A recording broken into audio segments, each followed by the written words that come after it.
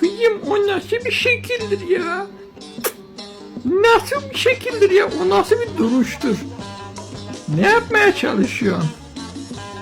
Kızım düzgün dur, edepli dur. O ne ya?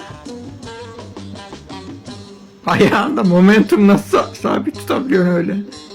İndir lan ayağını. Deli. Hayret. Kızım ayağın kırılacak ya. Vay maşallah, kung fu'ymuş önceki hayatında bu. Kung fu. Karate gitmişsin ha. Oradan bana bir uçan tekme atsan tam olur.